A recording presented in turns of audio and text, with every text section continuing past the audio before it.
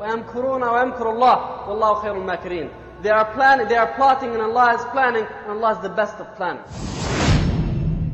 Insistence on sinning. A person might be committing a small sin, but the ulama say that insisting on a small sin makes it a major sin. When you keep on doing it again and again, it becomes a major sin.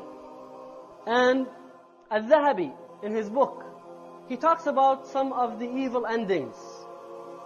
He said there was a man who used to be obsessed with chess. When he was dying, they told him, say La ilaha illallah.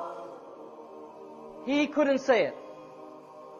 And then just before he died, he kept on repeating, checkmate, checkmate, checkmate, until he died. Because he was thinking about chess.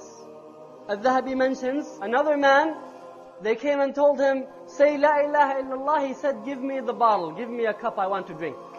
Khamr, alcohol. Because he was addicted to alcohol, that is the thought that came on his mind in the last moment.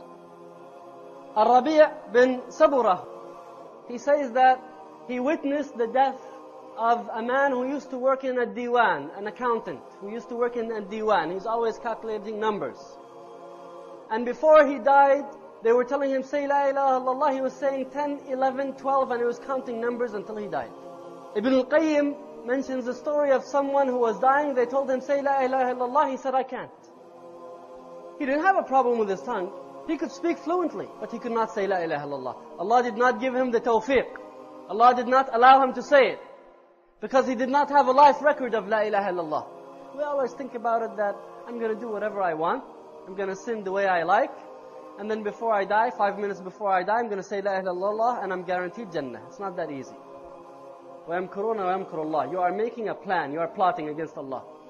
This is a plot against Allah. When you say this, you are plotting against Allah. Why?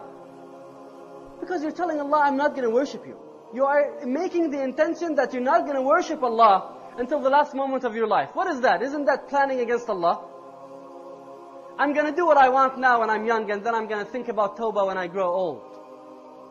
You are planning against Allah subhanahu wa ta'ala. Allah is telling you, worship me every day and night in your life. You say no.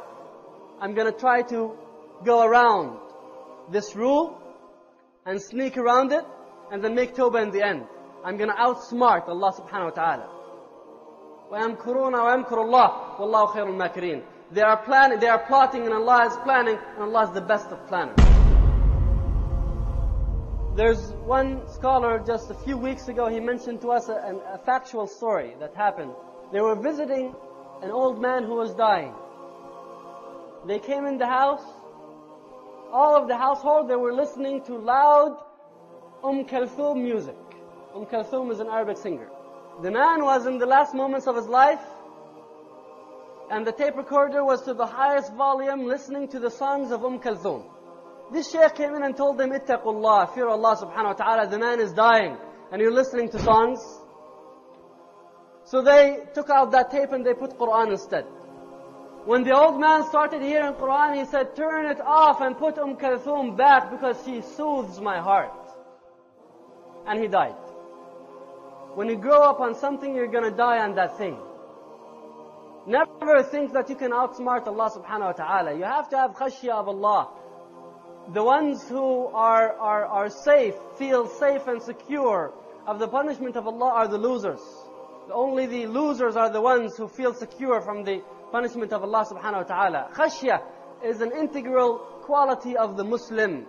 To be a mu'min and a believer, you have to have khashya, fear of Allah subhanahu wa ta'ala in your heart. وَيَمْكُرُونَ